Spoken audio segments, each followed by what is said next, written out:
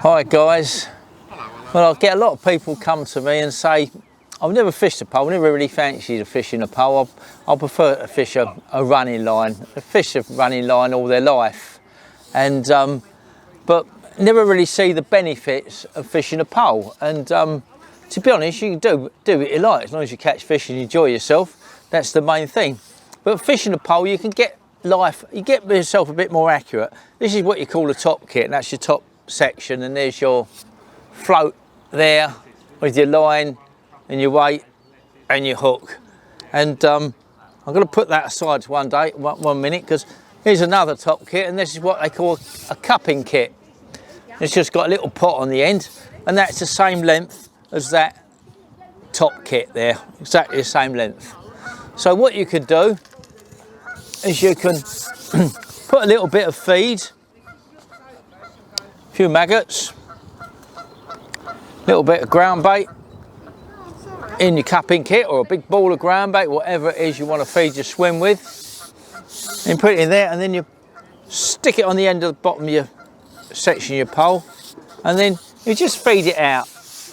And I normally sort of line up the pole with a marker on the far bank. So over there I've got there's a little camera sticking out there, so I'm marking up with a camera. So I bring my pole back to wherever I like, but so I put my hand on that point there, and I'll stick it in there, and I'll put a little bit of feed right there. Now that's where I'm going to be fishing. Now, if you were fishing with a running line, you probably would have thrown a ball of ground bait out there and might have missed the spot by a foot or so, but this way I'm going right in the spot, and I know now, because I've lined up myself and the camera and the length of that pole, I know exactly where that feed has gone.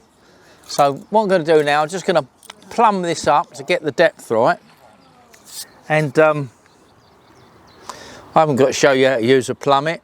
I'm sure you know how to use a plummet, but again, if you're using a running line and you're casting a plummet out, you don't always get such a good reading on your depth. So I'm going to go out to the spot where I've just put that bait, and hand there again. There, I'm lining up with the camera, and I'm going to just drop the plummet down, until it hits the bottom. It's hit the bottom there. I just feel it hit the bottom there. So I've got to come up about 6 inches. So in we come, and I can bring the float down about 6 inches, about there.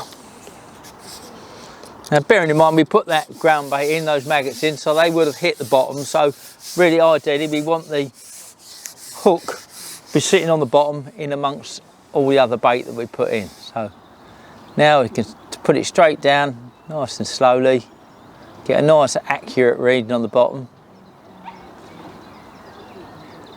And it's hit the bottom about there. So if I fish it at that depth, that will give me about 2 or 3 inches of line laying on the bottom, which is just how I want it.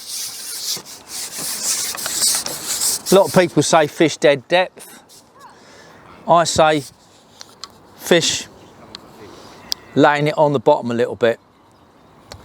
Now to quickly tell you the reason why that is, because if you was a fish and that maggot, put a maggot on the bait, put a maggot on, and that maggot is should I put my glasses on really? If you was a fish and that maggot was just sitting just on the bottom like that, you as a fish come along to get it, what's going to happen is you're going to touch your nose on that line before you hit the maggot, before you can suck that maggot in. Okay, so you'll feel the line across your nose. So the fish is going to go, and you'll get a little touch on your boat and you'll miss the bite. If you're laying on a couple of inches like that, and the fish will come along and it can suck that maggot straight up in its mouth, and it will suck that maggot into its mouth, and you'll get a better bite. Some people disagree with me. That's the way I do it. So a couple of inches on. So here we are, we've got the maggot on. And the other good thing with this, you can use what they call a toss pot, and that's not me. Toss pot is one of these little gadgets. You stick it on the end of your pole, and you can put a few maggots in it, 2 or 3 maggots in the pot, and a little bit of ground bait on top. Just stick it down a little bit, and then when you cast out, instead of having to throw or catapult your bait out around your float, you can actually put it right on top of your float, so you know exactly where you are. Got a little roller behind you. A roller is a must. You must have a roller behind you just to push your pole back. It just helps you so much easier. But it's nice and simple. And here we go. So I'm lining it up with that camera on the other side again. You can't see that, I can. Hand there, that's the spot where I am, and I've hooked a bit of rubbish. There you go. So,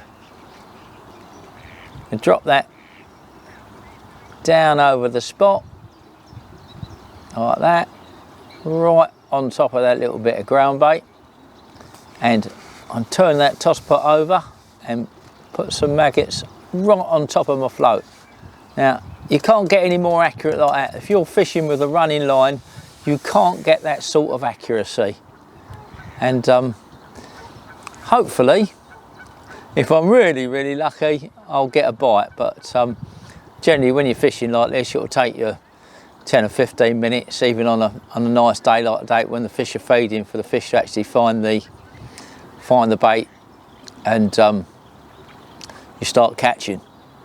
But again, people say that if you've got a running line, you can play a bigger fish better. Well, yes, I suppose essentially that's true. But if you've got situations where you've got lily pads like that, if you've got a rod which is only the length of half that distance out to the lily pads, and the fish wants to go in it, all you've got is a little short rod to put it away from the lily pads. But with this one, oh, and there's a bite.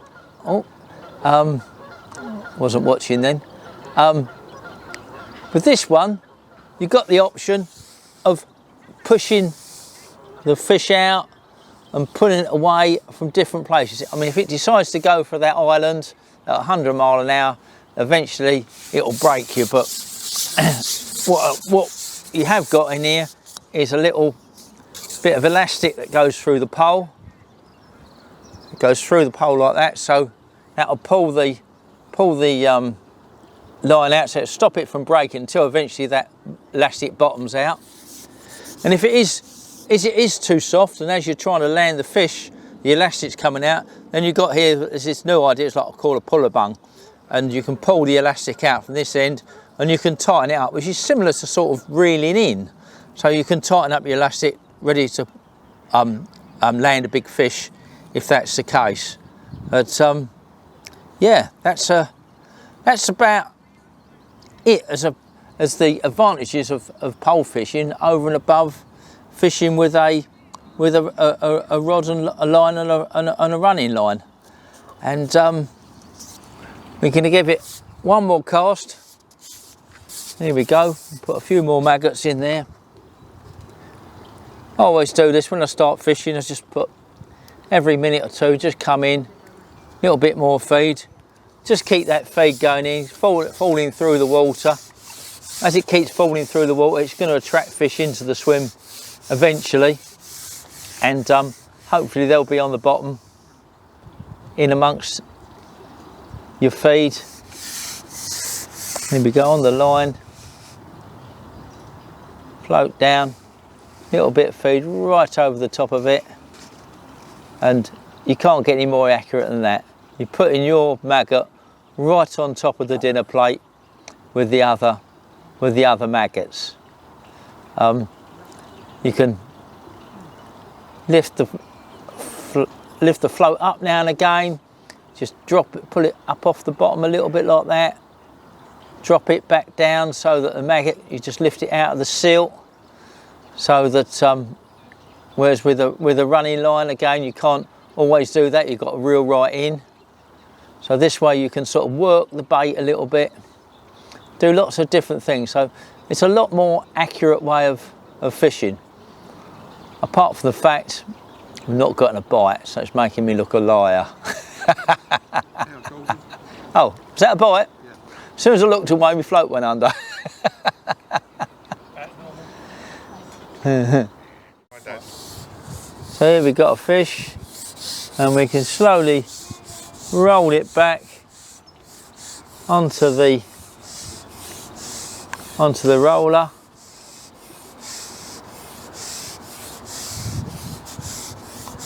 Break it down onto that joint. Someone's moved me landing net. Oh, it landed net. You got that big one, didn't you? There we go, underneath the landing net. There we go. Easy as pie. Hold the fish.